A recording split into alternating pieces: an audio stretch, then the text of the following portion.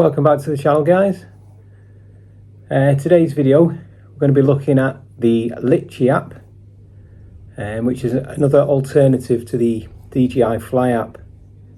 For those of you that own the older drones like this one, the Mini SE, the Mini 2, the Mavic 1, this app will enable you to be able to do some of the flight modes that are on the newer drones now, like the follow mode, the tracking, waypoints, etc.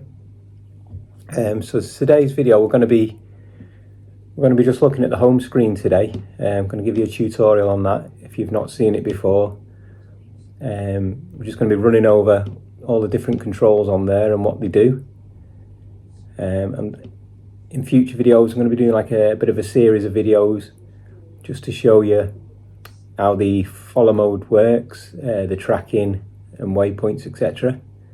I'm going to do a return to home with it as well and see how accurate that is. So what we're going to do now, I'm just going to get the app up, get the drone turned on, and we'll jump straight into it. Have a look at the home screen. Right, so welcome back, guys. You're now looking at the Litchi home screen there. This is exactly what you'll see once you switch the drone on and the remote controller. You notice a few differences if you've been used to using the DJI Fly app. So we're going to run over what everything is now.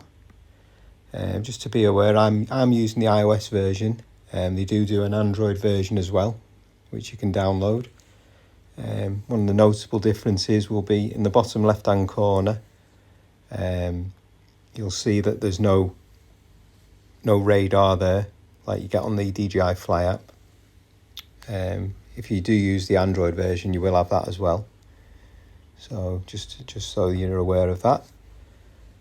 Another thing, when you do switch the drone on, sometimes it defaults straight to the DJI Fly app. So literally just swipe that away, make sure it's not turned on, and just load the Litchi app up.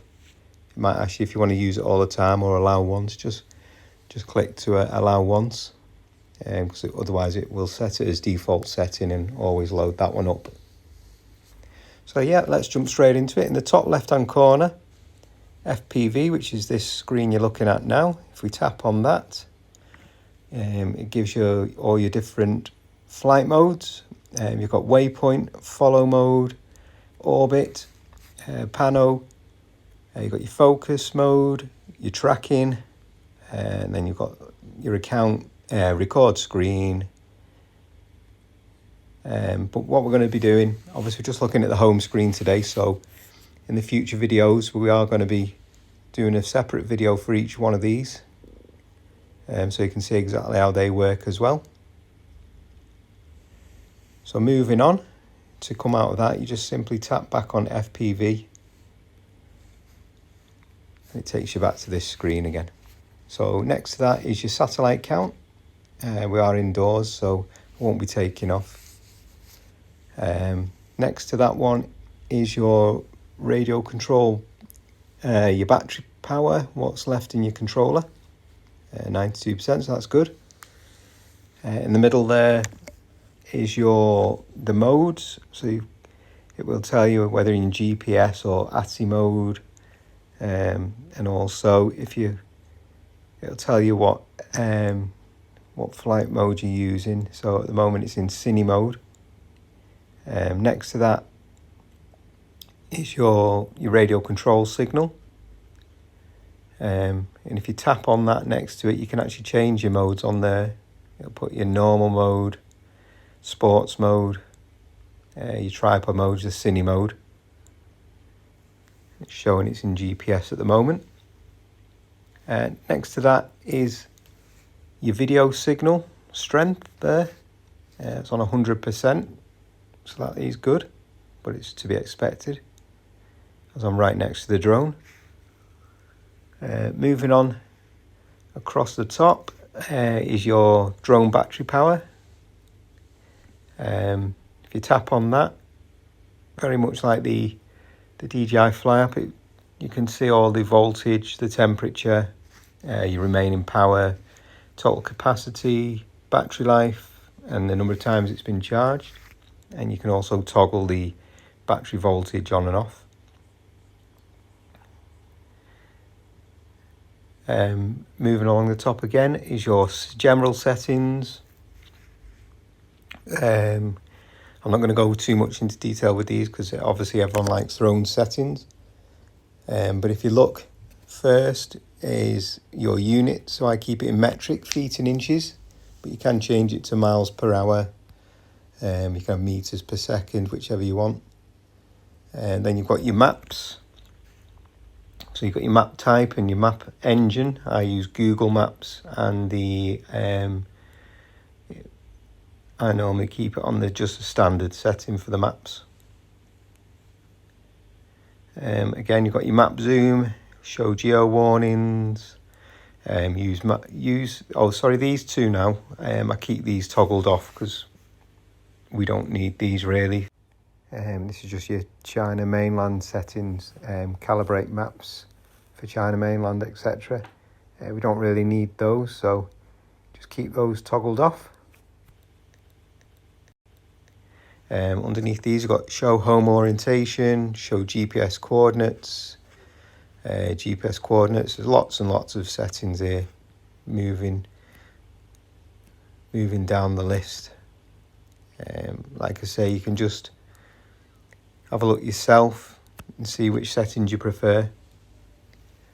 App version, I'm running 2.15.3, which I think is the latest version. Underneath those is your firmware versions for your controller, the drone.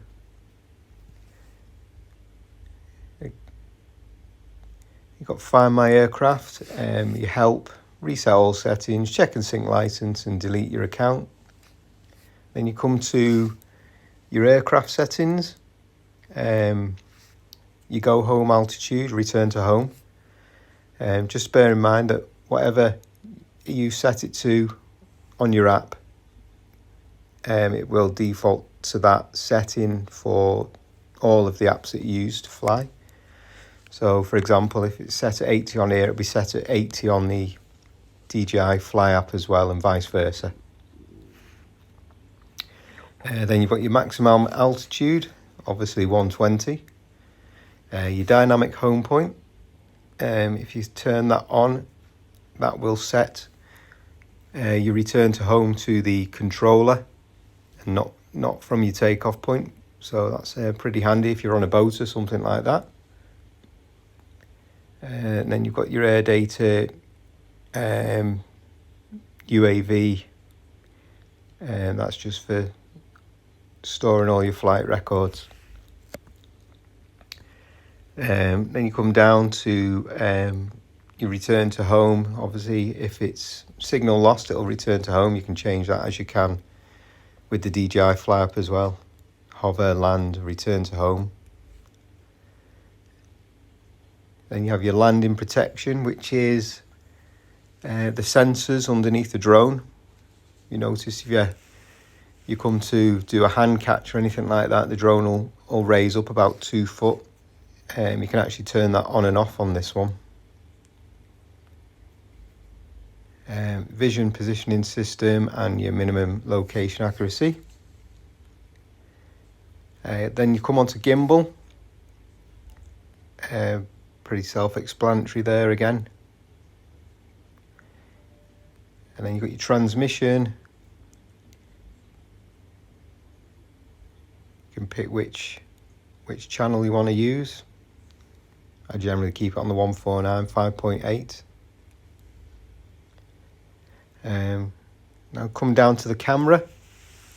There's a nice little feature there, the auto record. If you've ever forgot to hit record when you've took off, you've been up in the air and realised you've not recorded, this will do it automatically for you. If you toggle that switch there, as soon as it takes off, it'll start recording automatically, sorry. So that's a good one to know if you want to use that. And then you've got your stitch panoramas together, your hardware decoding, You cache your videos and photos, overexposure warnings, and your grid lines. Then you've got speech. You can literally have speech on this app for anything you want, really. It'll talk to you right the way through on your distance, your speed, your battery, your altitude. I normally just keep it on just for the return to home, really. And then finally at the bottom, your C1 and your C2 keys. You can change on there what you want that option to be. If you look through the list, you can actually just put whatever you want on there again. So yeah, that's your settings. You can have a look through those yourself. So if we're coming out there, just below them, that's your streaming. So you can actually stream it live from this. You've got Litchi view as well, which I'll probably show you in another video, where when you're flying the drone, someone can actually have Litchi on their on their phone as well, and be able to watch what you're seeing on their phone. Yep, next to that, just click out of that. Next to that, we've got your VR mode. Obviously, if you've got a headset or anything, VR goggles, you can use those in flying FPV. So just click on the setting, exit VR to come out of that. Next to that, underneath that is your toggle switch for the camera and video. You can change that to whichever you're using at the time. To the left of that is your gimbal. For moving your gimbal up and down, you've got the slider there. Or obviously you can use the wheel on your controller.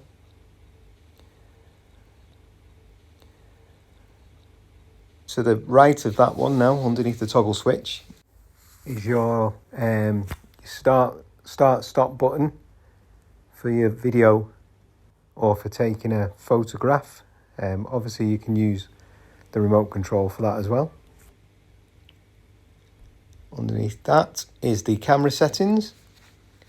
There's lots of different settings on here for your camera, so I won't go into all the detail with those now. You've got your photo settings, exposure, histogram, your video settings, your white balance, style settings, AE lock. So there's plenty in there for your camera settings.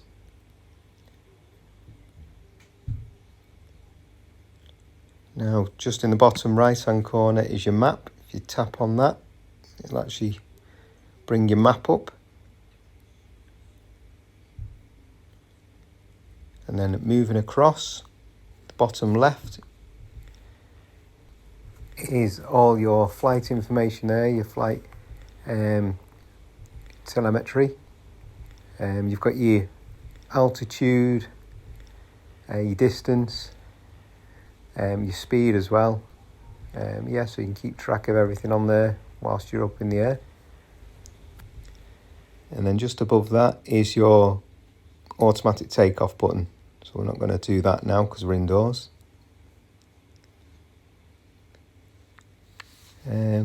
So that is basically it.